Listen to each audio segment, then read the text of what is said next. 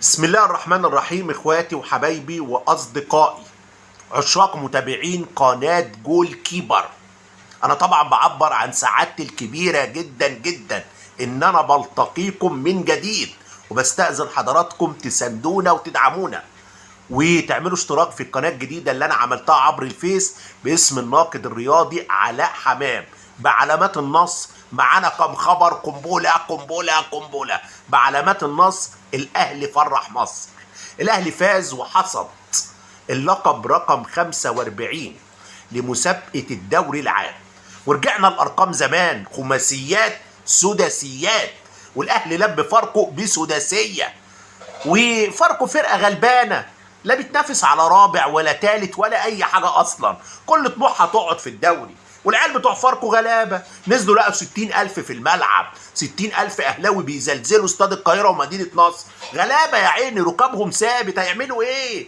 والاهلي تك تك تك في السريع. الواد وسام خلص الليلة في السريع وجاب له هدفين طق طق ورا بعض، حالة انهيار لفاركو، حالة انهيار تامة.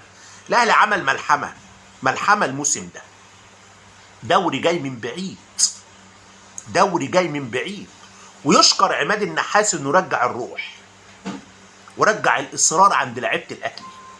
مش اللقاء ده، مش لقاء فاركو، لقاءات كتير جدا الاهلي كسبها بالروح والحماس، بقى في روح وحماس واداء، لعيبه كتير قوي بقى عندها حميه جوه الملعب، وده اللي خلى ان الاهلي يتوج بدرع الدوري.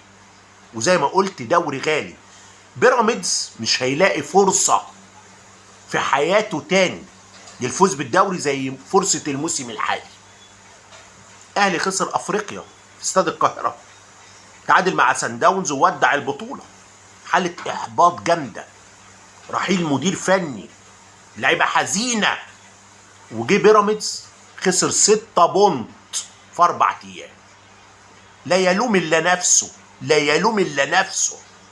بقول لك فرصة انه يفوز بالدوري مش هتجيله في حياته تاني، ومش هياخد الدوري في حياته. الزمالك واقع برضه، زمالك منافس مش موجود، فكانت فرصة بالنسبة له عنب. كل ده اتفور في 4 ايام، اتفور في 4 ايام. فاركو في بند اهتزت شباكه ب7 اهداف في 4 ايام. الاهلي طبعا اسد غول ياكل اي حد، مستني الفرصة.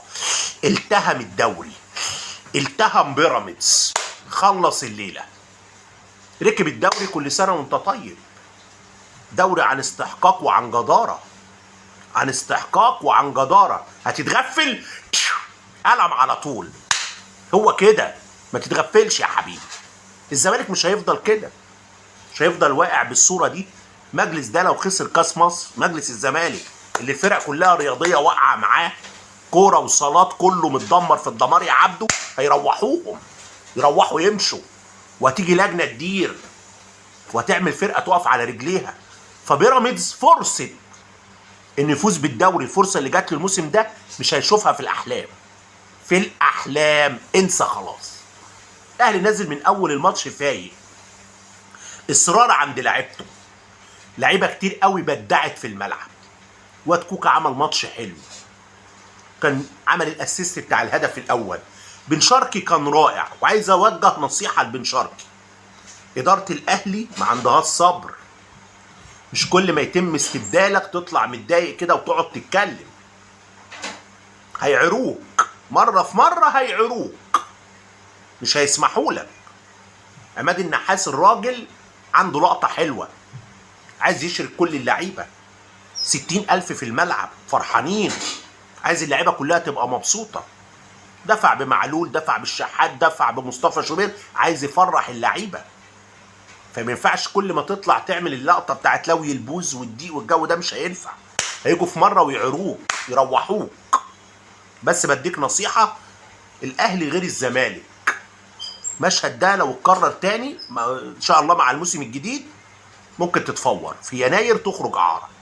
حسين الشحات عمل اجمل مشهد في مسيرته الكرويه، وعمل مشهد جميل جدا. جمهور الاهلي وجماهير الكرة كلهم اللي بيفهموا في مصر واللي بيفهموا في الوطن العربي هيفتكروا اللقطة الجميلة دي لحسين الشحات. لقطه الهدف السادس اللي جابه امام. الشحات كان يقدر يدخل صاروخ في سقف الجون، لكن لعب الكره لامام عشان امام يجيب الهدف السادس وينفرد بلقب هداف الدوري برصيد 13 هدف. مشهد روعه الروعه، هيفضل في تاريخ حسين الشحات هذا المشهد المضيء والرائع والمتميز. وسام ابو علي جاب سوبر هاتريك، السوبر الهاتريك الوحيد الموسم الحالي لوسام ابو علي، ووسام كده وصل ل10 اهداف. لو عملوا ماتش تاني وسام ياخد هداف الدوري. وسام كان بعيد قوي، كان جاب 6 جوان، جاب 4 بقى جاب 10. يا ابن الايه، فلتت منه، فورت منه. فاركو في تاريخه في الدوري ما شالش 6، في تاريخه كله في الدوري ما شالش 6. وخلي بالك فاركو ده اول نادي دب دب دب دق مسمار السقوط في نعش بيراميدز، هو اللي لب بيراميدز 3-2. يعني فاركو ده عمل قلق لبيراميدز، تعب بيراميدز نفسيا. غلبه فاز عليه 3-2 وانهار خالص قدام الاهلي، انهار قدام الاهلي واتغلب 6. فزمان بيراميدز نفسيا تعبان من فاركو، نفسيا تعبان من فاركو. جمهور النادي الاهلي سعيد فرحان، اداء ونتيجه ابداع، ختام رائع لموسم صعب. موسم كان ممكن يخرج سلبي بدون بطوله، لكن ربنا كرم اللي بيجتهد ويتعب. اهلي اجتهد وتعب، جات له بطوله من بعيد. ديانج كان موجود في الملعب، ديانج جمهور الاهلي بيحبه، استقبله استقبال جبار، استقبال رائع. الاهلي استقبل علي معلول جميل وهو نازل، شجعه جامد، لان علي معلول صنع تاريخ عريق، تاريخ مليان مجد، مليان بطولات، مليان انجازات مع النادي الاهلي.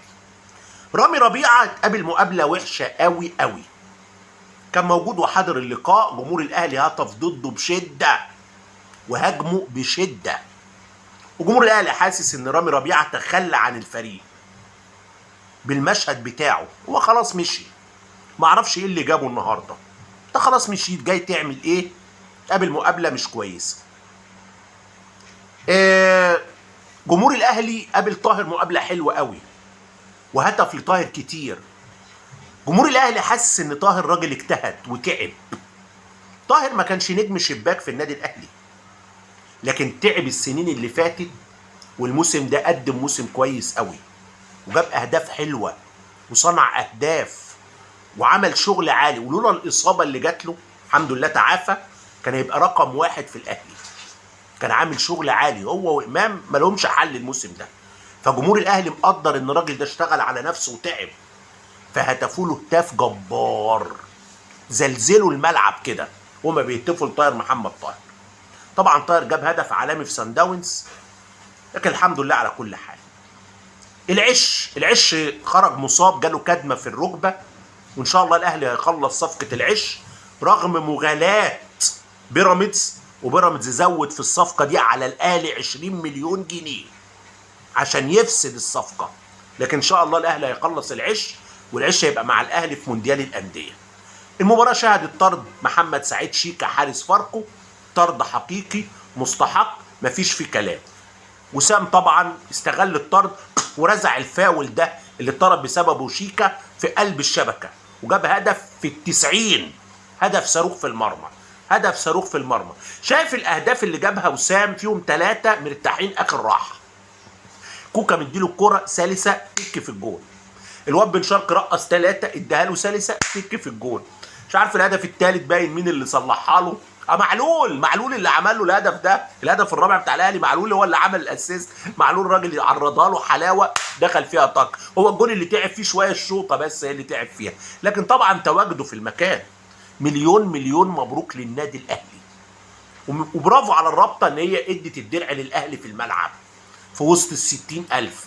مشهد حلو، مشهد حلو، بطوله مستحقه، بطوله غاليه. الاهلي التهم بيراميدز والتهم درع الدوري. مليون مبروك لجمهور النادي الاهلي.